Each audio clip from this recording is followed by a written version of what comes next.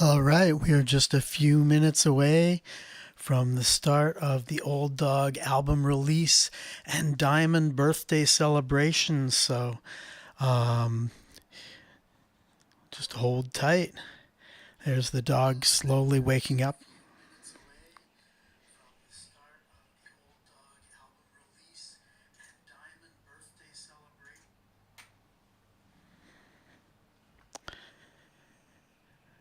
Now, while we wait, here is a tune that is not from the album, but it is on my Bandcamp. So here's a song called Lighthouse.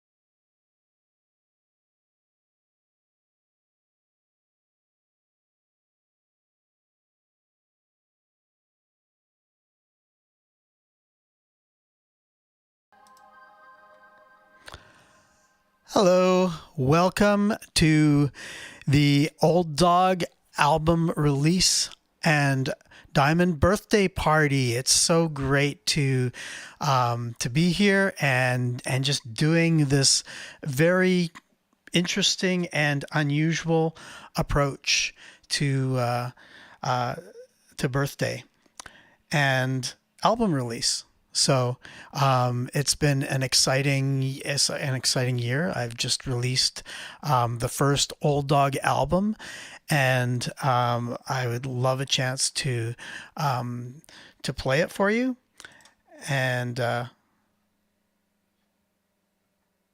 just share some of the things that I've been about and that I've been working on. So feel free to just say hi in the chat. Hey, it's good to see you there, Martin.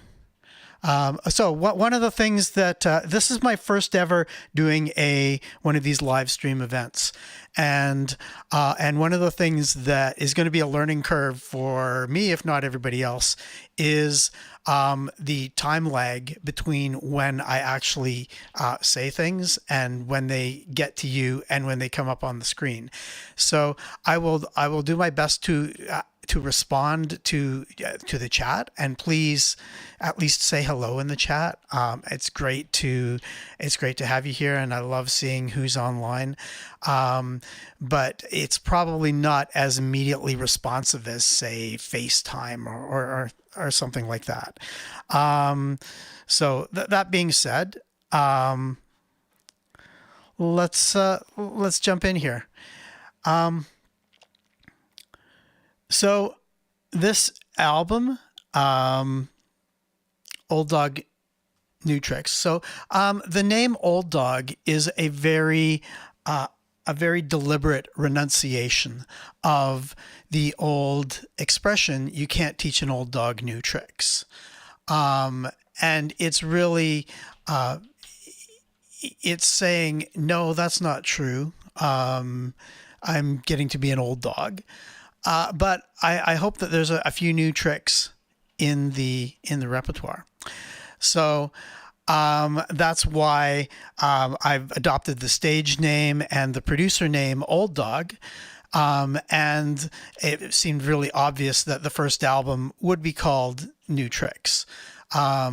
Because it's really my exploration of a lot of kind of live looping and things from a bunch of different genres mashed together in kind of electronic music.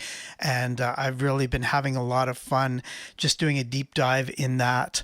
A tool that's really opened it up for me is Ableton Live, which is a DAW, digital audio workstation. And I've used a few different DAWs, but Ableton is by far my favorite because it gives a workflow which is more musician centric and is more flexible for doing things live, and for being really interactive. So there are other tools that are better for the studio. Ableton is much better for musicians and creative process and stuff like that. So what I'm gonna do is I'm gonna play through the album, the New Tricks album, and I'm an old guy. I'm going to treat it in an old guy way, imagining that it's a vinyl album that has a side A and a side B. And I'm going to use a couple of different ways of presenting side A and side B. Side A is going to be what I call automated live looping. And that uses a part of Ableton, which I'll show you in a minute. In much the way that these songs were created. So the live looping approach to it is much closer to the actual creation process of making the songs. The side B, I'm going to do, it'll be the first ever time I've ever done any live performance, virtual or not, using the second strategy, which is a thing that I'm calling DAW-J. And DAW-J is a lot like DJ, only I don't have any turntables. I don't have any DJ standard DJ equipment or decks or anything like that. So it's an entirely different way of approaching DJing using the DAW. And the reason, yeah, I'll talk a little bit more about that when I get to side B. We'll talk about a DAW and how that whole concept came about. So that is the new Tricks album. And on the live stream, there is links. So during this thing, I'm just going to be talking and babbling over whatever is going on. So if you want a chance to actually hear the whole album in its studio version without me tweaking it on the fly or talking over it, there are links to the album on Bandcamp or streaming it on Spotify. So those are in the video. You'll see those links there. So without further ado, let us dive in to side A of Oldog, New Tricks. And if anyone new is joining us, feel free to say hi in the chat, and I will do my best to respond. So the first song is called Crow Culture. And as a resident of Vancouver, I know about crows quite firsthand. During the pandemic, when we were all locked at home, the thing that I had to do while I was working was I had my front window open and I would just watch the crows hanging out in the front lawn and doing their thing. And I really like crows. Crows are some of the most intelligent birds out there. The reason why this song is even called Crow Culture is because I watched a documentary called The Intelligent World of Crows, and that just lined up with my experience of walking around the neighborhood and hanging out with the crows and just seeing what's going on with them. So crows are not the prettiest of birds. They're pretty darn scruffy, actually, and they're certainly not the most lovely singing voice. But they're always, well, I'm watching them and they're watching me, and they're always taking in their environment, and they're always figuring out what's going on, and they're always, getting a plan, and they can think of things on their own, and they can work together as well. So the first song is called Crow Culture, and I'm going to do it using the live looping. Let me get Ableton on the screen here. Here we go. So here's my Ableton set, and you can see there's basically two different approaches that Ableton takes. The more standard digital audio workstation is working with in kind of a horizontal linear way, where like a song is basically on a timeline, and that is useful for a lot of things. But what I really enjoy about Ableton is this other view here, which is what's called clip view.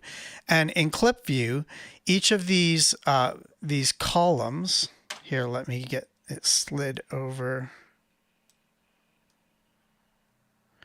There we go. Each of these columns is more or less an instrument, and then each of the rows is the instrument doing a particular thing. And so if you run down through all the rows, that will basically do the song.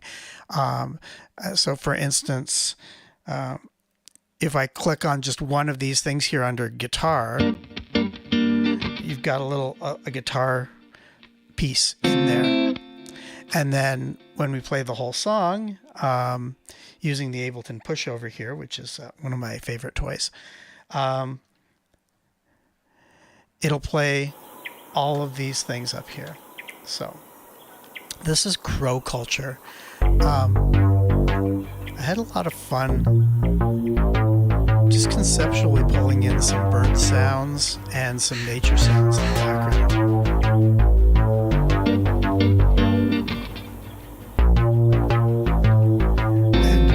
One of the things that I'm doing right now is, as I'm doing this live looping, is I can actually adjust some of these things on the fly. So on this little gizmo here with the knobs and the pads, I can change the filter sound on this bass. You hear it's really kind of clinkety.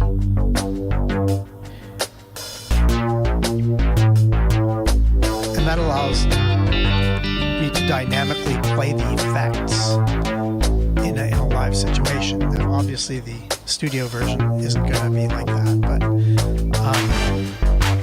that's basically some of the fun that we can have here. Another thing that I really enjoy is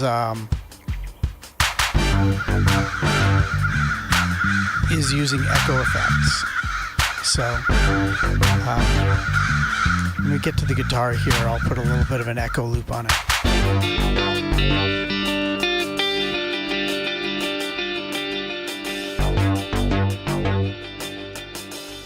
And I can hang that.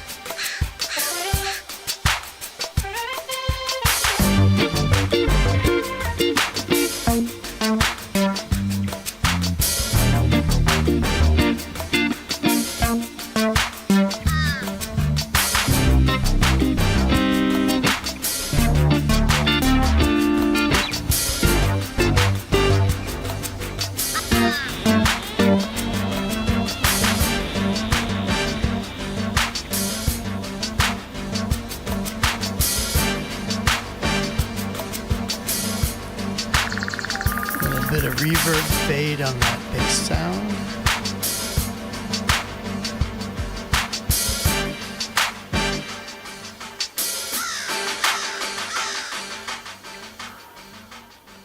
All right, so that was Crow Culture, my little homage to my black feathered neighbors in the neighborhood here. So the next song is called Liquidity, and it is a song that uses basically a sample set with some vocal samples that I put together. So you can see on the screen here, let me get it to the right place. You can see down here, these are the vocal samples, and I can trigger them on my pad here. This one here I call Snow White because it reminds me of Shrek when Snow White explodes the sparrows. So I've got samples like that. I've got I don't even think I used that one in the song. I definitely use this one. That's a nice little vocal run, and it gets used quite a bit. And then, so it's a human voice, but it really kind of plays like a keyboard. And then a little bit of Blind Boys of Alabama here. Oh, those guys are tight. Okay, so let's get on with it. This is Liquidity, featuring my little vocal sample sound set there.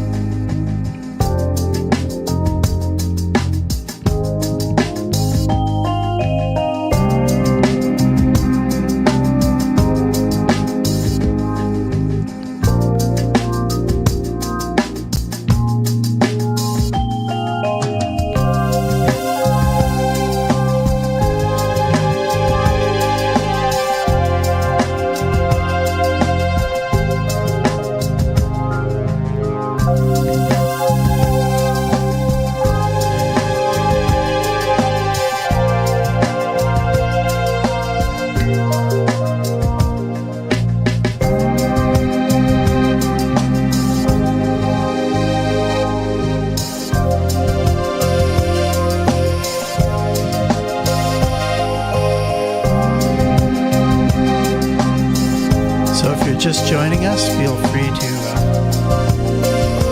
send a message on the chat. There's a little bit of a delay, but I will try to acknowledge everybody who's here.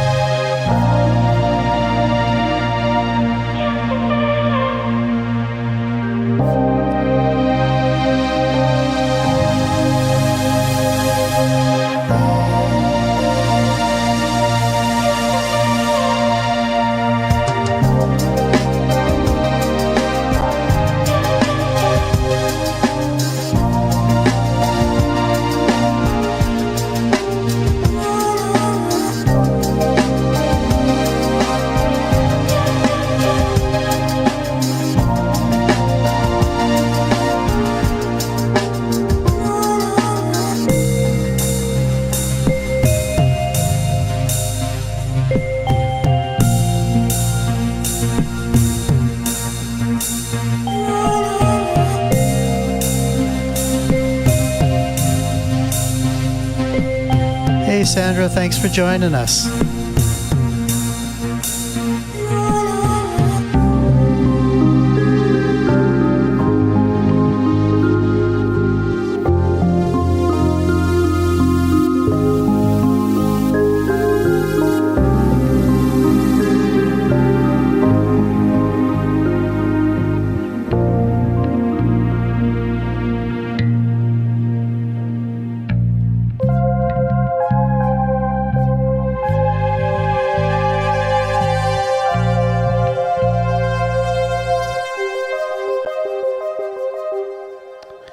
That was a little bit of Liquidity, a nice kind of gentle song. The next one is quiet, but in a different way. So a few of my friends volunteered to help me choose what songs should go on the album, and so I had mixed down very deliberately. I'd mixed down 15 songs, and I had decided that I'm going to put 10 on the album. So I'm going to choose the best 10 after I shortlisted 15, and then I want to whittle that down to 10 songs, and my opinion counts for something, but it doesn't count for everything, because it's great to have other sets of ears listening to things. And so there were 2 songs in there that I would consider to have a little bit more of a dark feel to them. And only one of them made it to the album in the end, and even that it looks like it's not the most favored thing for me to do, but I like this one. It's a lot of fun, and it is the only song that features a vocoder. Vocoder is that computerized voice thing that you hear in some music, and so you don't want to use that all the time, but occasionally vocoder is a little bit of fun. So here is a song called "Things I Didn't Want to Know."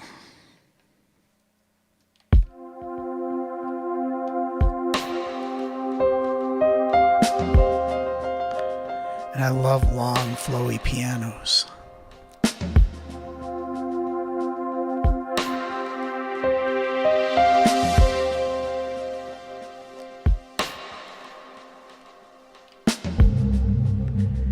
If you've got a subwoofer, now is the time to use it.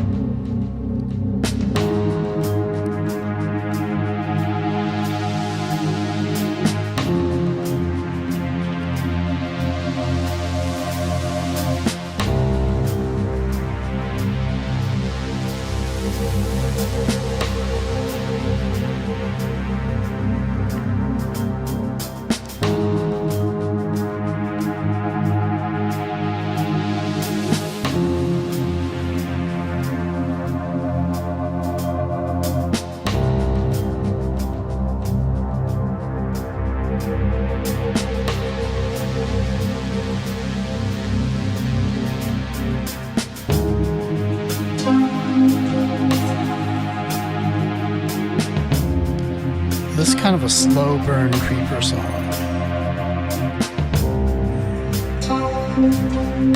It doesn't clip along quickly, but it just establishes an atmosphere.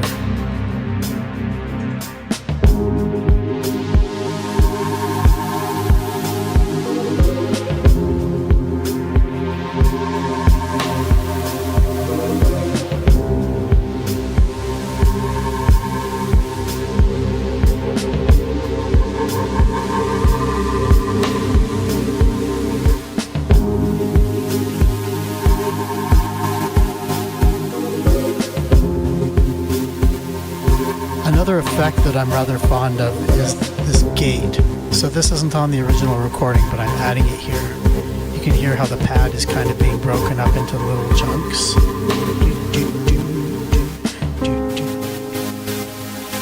Yeah, there's the gate. Here's what the regular song is like. Then if I open the filter and add gate to it.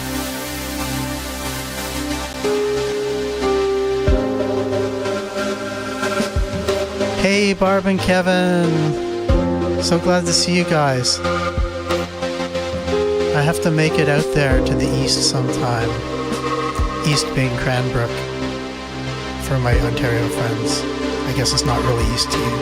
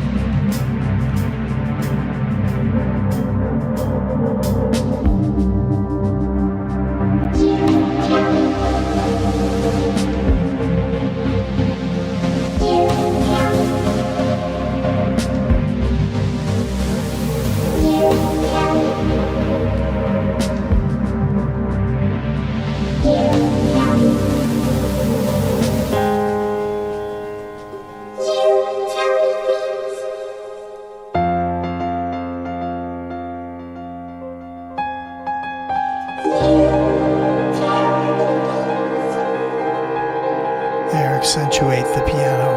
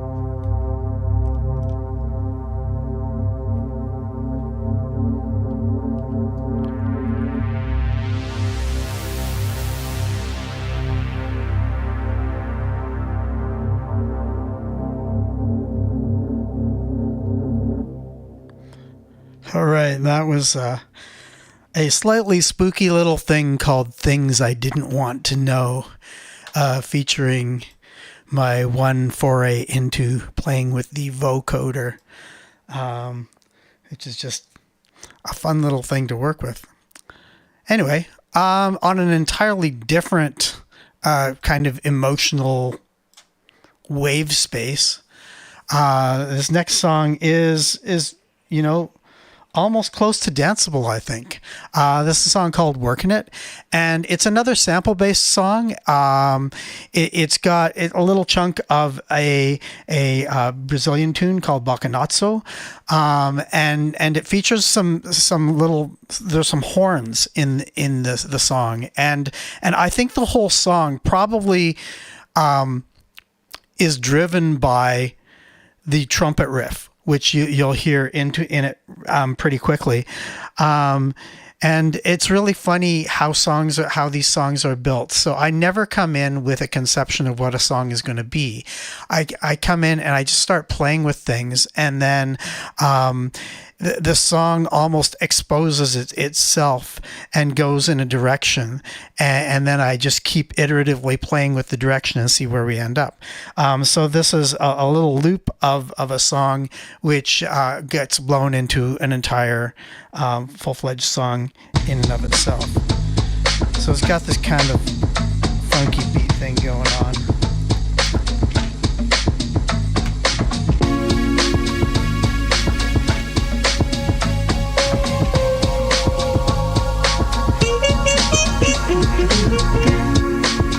That thing, that little trumpet riff is probably pretty much the heart of this whole song, and everything got built on it.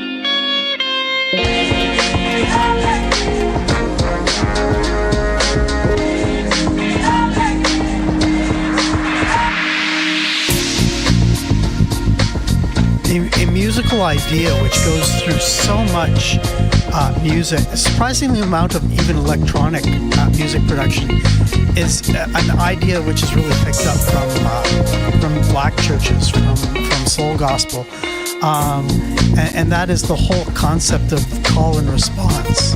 And so through a lot of my stuff, I just really gravitate towards that, and this one has a lot of call and response stuff going on in it. Is that one instrument will play a line and then the other instrument will echo back and play something different. And it's surprising how many of the EDM electronic guys have really picked up on that, and how core it is to a lot of what's going on in that scene.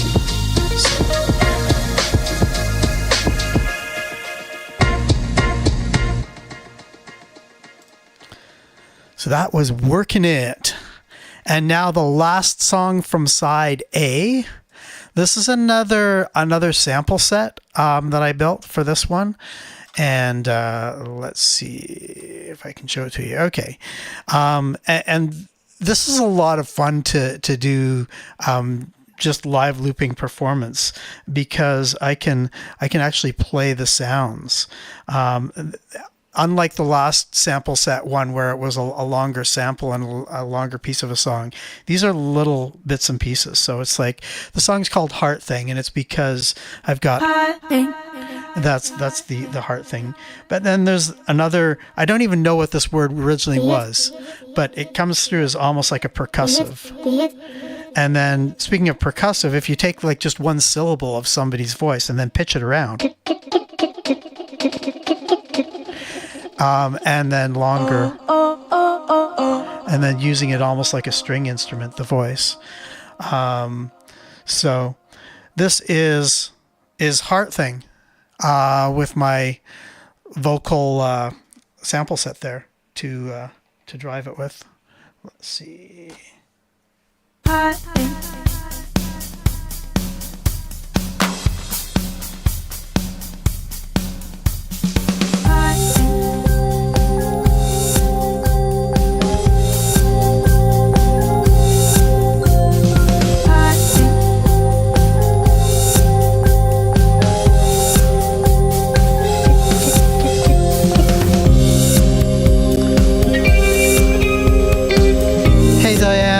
Glad you could join us.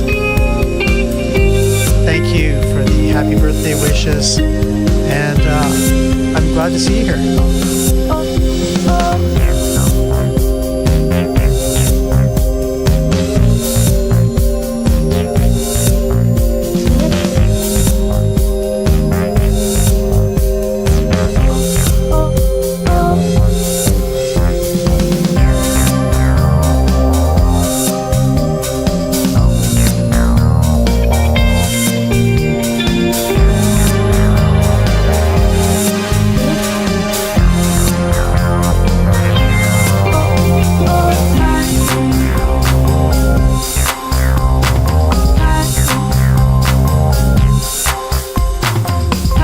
So the beauty of these sample sets is that I can actually play it as an instrument along with the song, so I can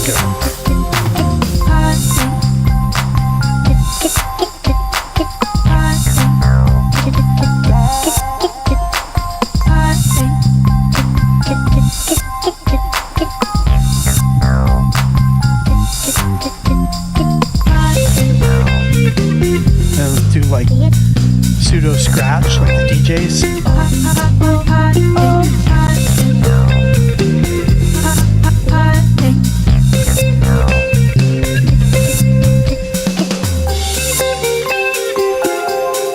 And this sample that I call the Waha loop. It's got so many great uses, that.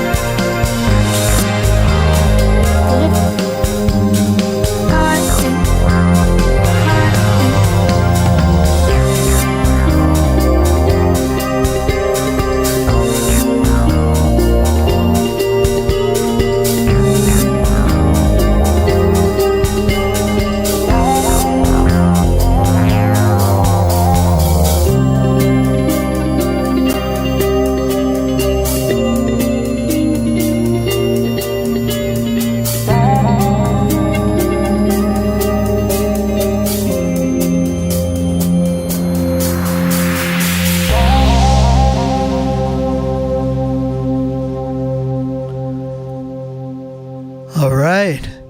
Well, that is the end of side A. So for those of you who weren't here at the very beginning, I've kind of divided the thing into side A and side B because as an old dog, I remember when we had vinyl records that had two sides. So that is side A, and the approach for side A was to do like automated live looping, and for side B, I'm going to introduce a whole other approach to playing it, which is called Dodge, and is more like what DJs are doing, only I kind of reverse engineered the DJ functionality with my DAW, with digital audio workstation. So let's pull up the DAW J set.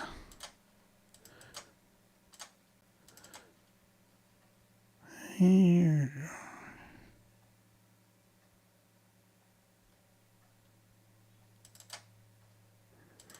There we go, side B. You can't see what I'm doing. You've got the birthday candles there. Here.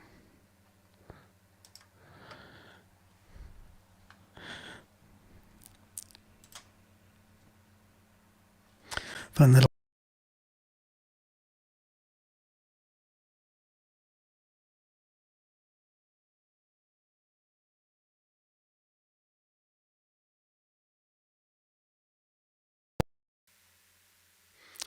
Okay. I think I'm back.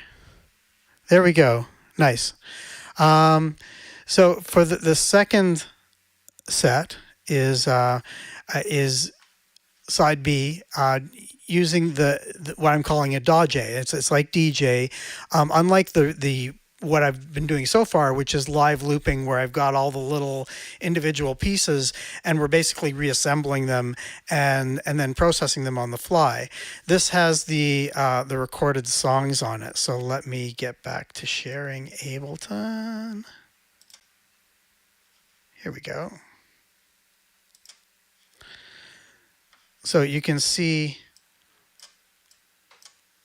on here we have the songs. Each of these is one of the songs, and it looks like, if you've ever seen like the DJ decks, what they've got there. And then what I've basically done is taken the recorded song from the album, and then I can process it using a number of different kind of processing ideas. As I go along with it. So eventually, and really, the DAW J is, it was an afterthought to use it on my own songs. Mostly I'm playing with it, with actually putting together basically DAW J DJ sets with other people's stuff, and that's kind of how I'm learning the musical language of it. A lot of electronic music, really what it's used for is it's used by DJs. So I figured if I understood what the DJs were doing and what they were going for, that it would actually help me write better electronic music that works within that genre. So here's another song that was based on a sample set.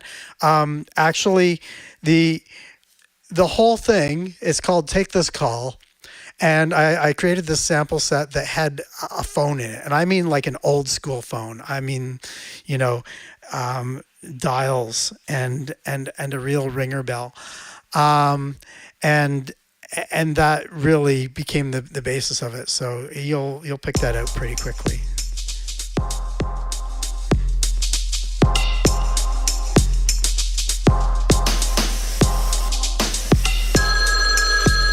There it is.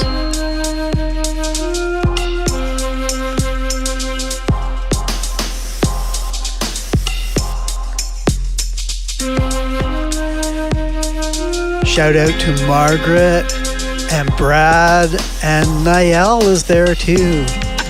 Hi everybody. So excited to hear from you guys.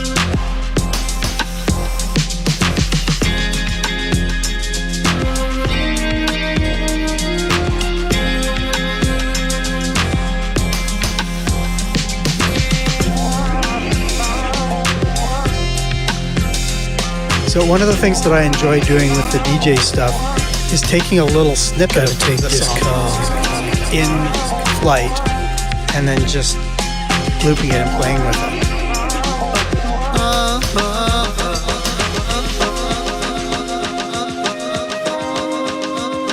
So I take that and I have it saved basically in a buffer, and it's still there. So I can pull that thing back from the dead until I actually decay it out, because I automated it. So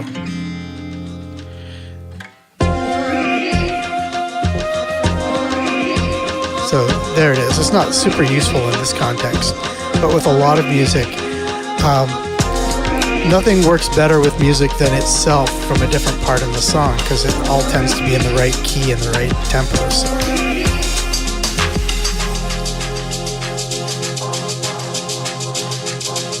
So thereby looping a little bit of it there, just got to give it a different texture and a different feeling than the original studio one. And I have so much fun with this Dodge thing, because sometimes it works and sometimes it doesn't. And that's the danger, the danger and the draw of live performance, right? Is that it could go completely wrong, and then the art is in how to recover from that. Or you can just get a wonderful accident, which works brilliantly. So eventually, I expect I'll do some Dodge sets on live streaming with other people's songs.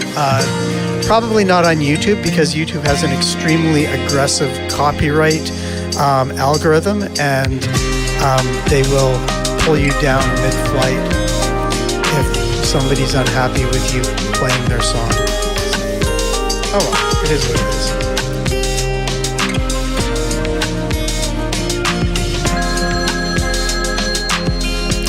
And for anyone who's joined us but wasn't here at the beginning, if you want to hear the songs without me talking over them and mutilating them on the fly, which is more or less what I'm doing right now, there's links to the songs on Bandcamp and Spotify in the description of the video. So.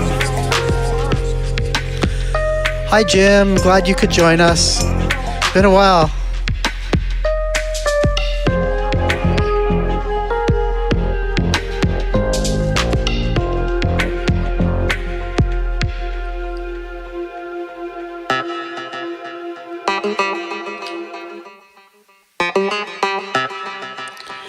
The dangerous part of taking a loop like that and looping it between the songs is that if the tempo changes, then it pitches up your loop, which sometimes can be cool, but mostly sounds ridiculous. So that's a little bit of what happened at the beginning there. Laboratory experiments. So this song, Xantonics, I had a lot of, I like it. I like the groove of it. But the idea of using old documentary audio in it was kind of pasted on it near the end, as I wanted something to pull it out. And I thought it would be really cool if I could find some documentary stuff about like the old 60s astronauts. And lo and behold, the wonder of YouTube, there's a little bit of everything out there. I found this documentary, I think from late 60s, where they're doing these scientific tests on astronauts to see if they can survive being in space. So a lot of the stuff that's in the background here is just little snippets from that documentary. So I know I've ruined it now by talking over it, but you can go and check it out later. It was a lot of fun to do.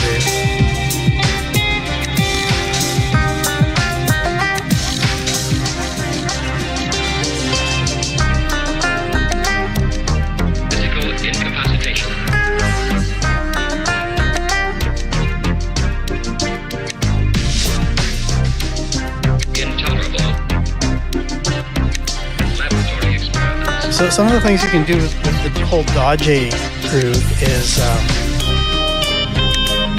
you can add effects to it, so I can filter it on the fly.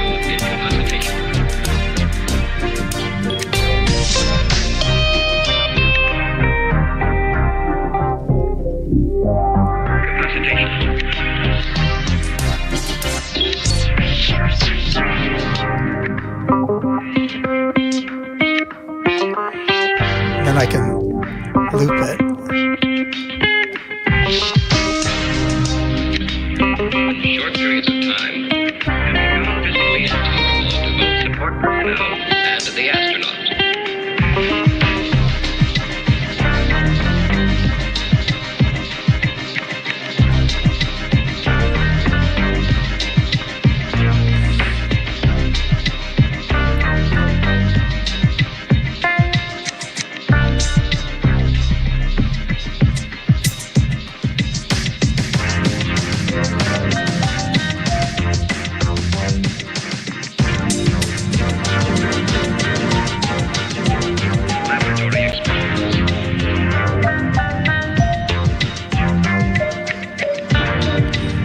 You probably can't see it that well, but this little strip on the bottom of this is actually homemade by my son Luke.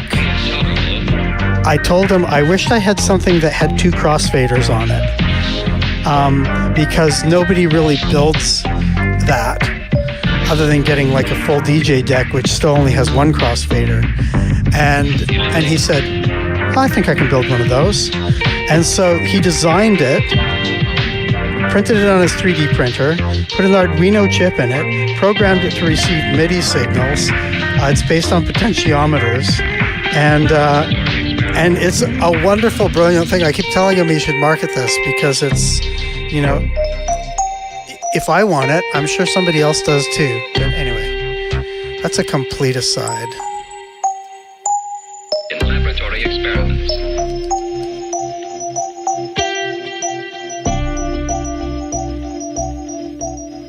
There's the tempo change again, changing the key.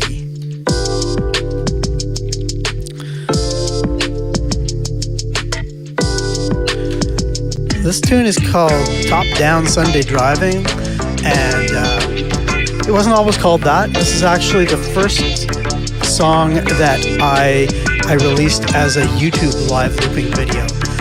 And so if you go to my YouTube channel, it's there called Metro Boomin'. But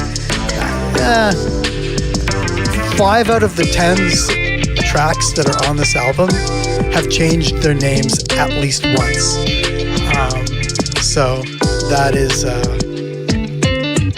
that's just what's going on here. It's when you're creating, it's a really interesting task trying to name instrumental tracks, because you have to figure out, you know, if something like Heart Thing, where there was like a voice saying Heart Thing, that one's pretty obvious. But when you have stuff that has no actual lyrical content, what is the story that's being told? That's what you have to try and identify when naming the song. So sometimes I change my mind and have like a working title and it goes an entirely different way, and then we change the name. So.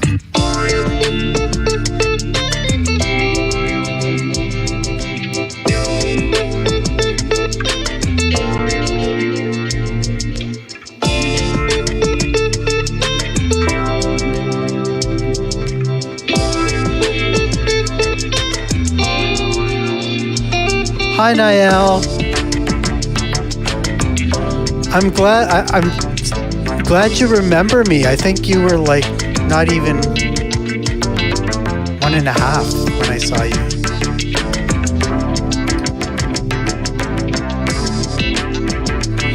Niall is my sister's granddaughter.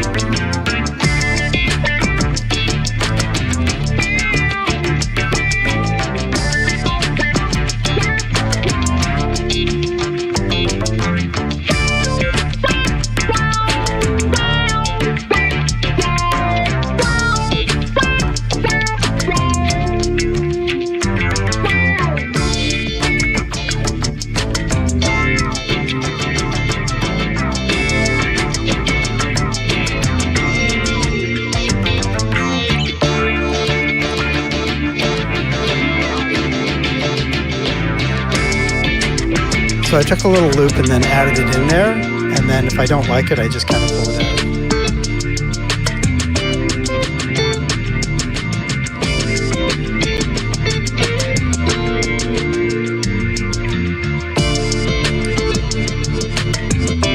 Yeah, that one didn't work.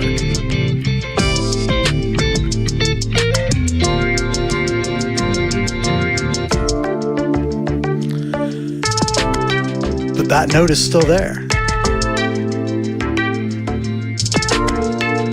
Can bring it back from the dead.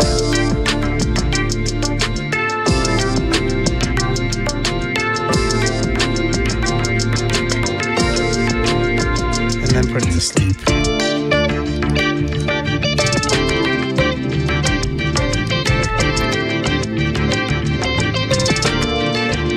Remixing other people's songs is a lot of fun. Remixing your own song just feels a little bit weird. But I guess I just need to explore that a little bit more.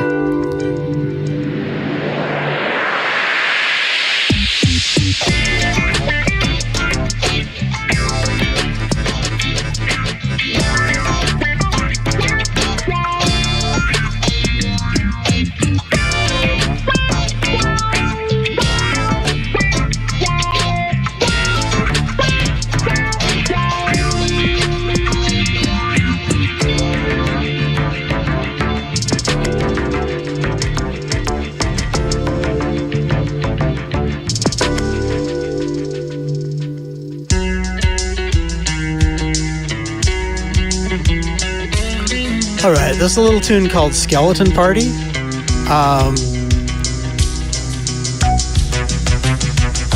Just because, like many songs, I named it after it was largely completed. And I thought that it just sounded like skeletons dancing. It's got kind of a jangly, bony thing going on. It's not dark and spooky. It's just like fun skeletons. It's like those laughing Halloween guys.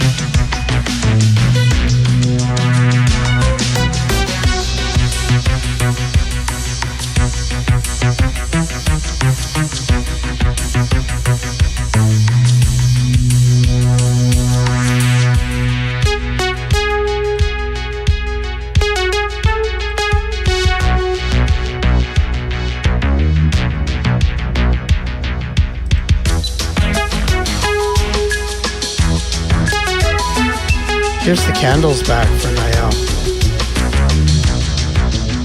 I'm glad you like my candles. You know, each one of these is worth 10 years. 10 years per candle, because I didn't want to create a fire hazard with the cake.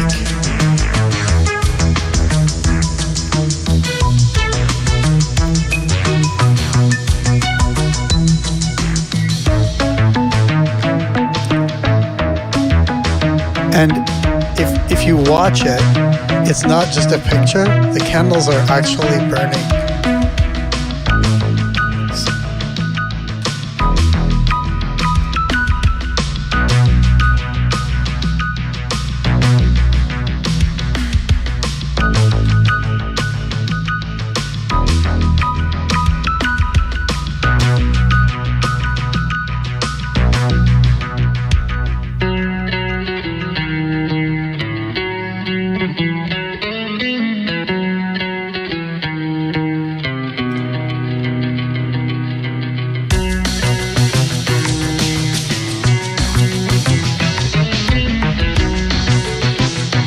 Here comes the sleepy dog from the beginning.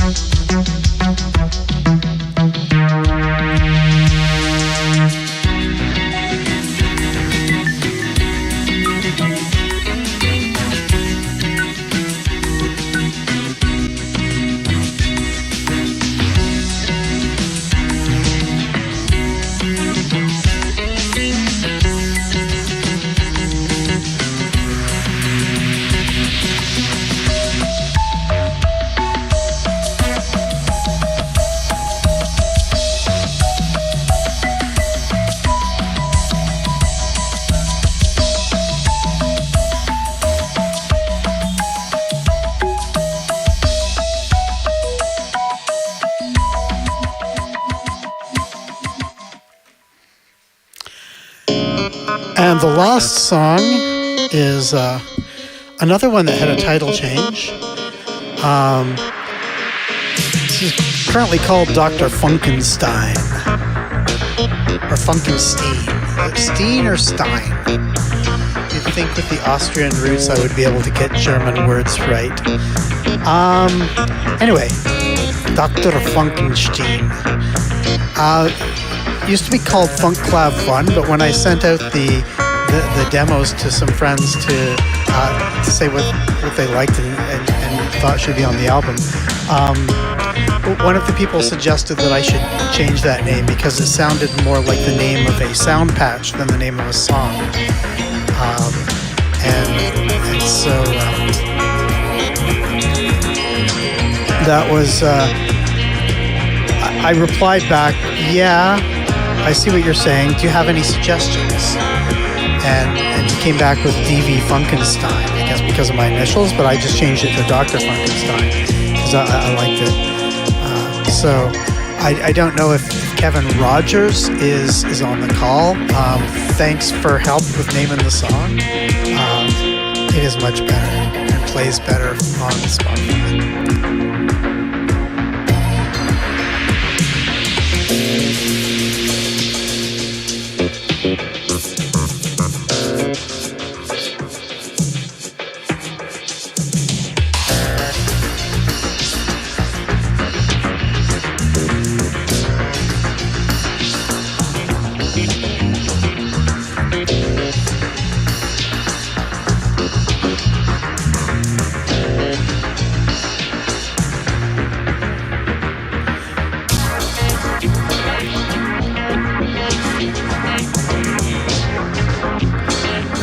As this is the last song,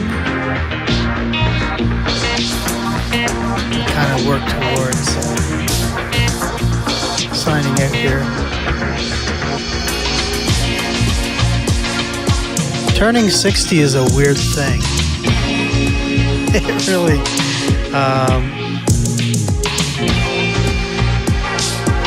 if I look 40 years ago, the concept of turning 60, I didn't even have a grid for, because I really thought that we would never get there. Growing up, when I grew up in the middle of the Cold War and under the permanent cloud of mutually assured destruction, it never occurred to us that, you know, the 2020s was going to be a real thing.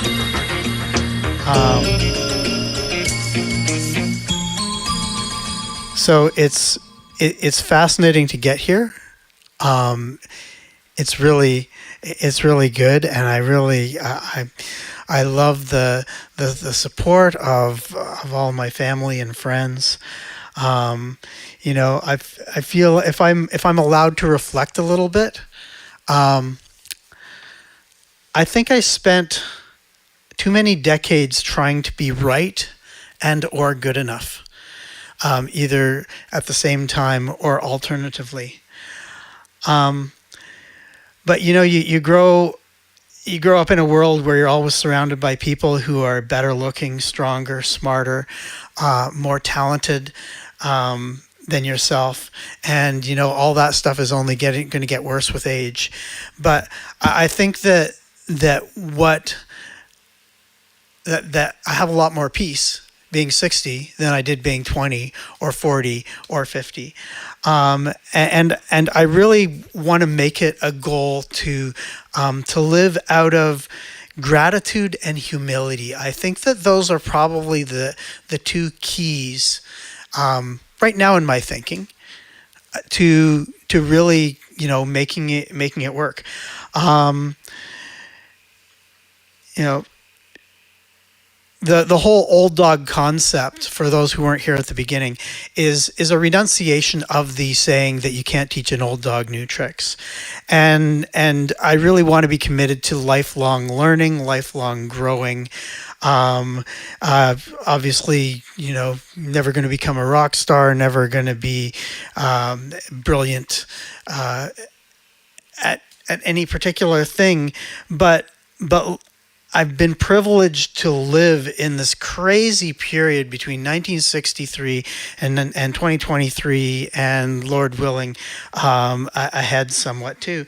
And just, it's like living in several different lives. So many different things have happened in my lifetime and in our lifetime. And it's, you know, it just, I feel privileged to have lived in several different times. And, you know, with the as a creative person, the tools and the breadth of experience that is available to us, and is just extraordinary. I can't think of the opportunity to do a lot of the things that we do now, to have gone to a lot of the places that I've gone, and to just really meet and know people, all sorts of different people, different cultures, different religions, different mindsets, different ages. And I've just been super blessed to have an extraordinary diversity of life. And that's that. I just respond to that with gratitude and humility, and if I were to leave you with one quick proverb, thank you, Diane, for talking about being a wise old man. So here's my thought. A wise elder is not someone who has all the answers, but someone who has learned to hear the questions. So with that, I thank you all for being here, for your birthday wishes, and for being my friend and family throughout the years, and supporting me. And I look forward, God willing, to living a few more lifetimes before it's over here, because I think our children are inheriting a world, and grandchildren are inheriting a world that's at least as interesting as the one that we lived in. And, I have no idea even what tools they're going to need to survive that. But I just bless them along the way. So thanks, everybody. It's been great. Thank you for coming. This has been a lot of fun. And I will see you soon. Bye-bye.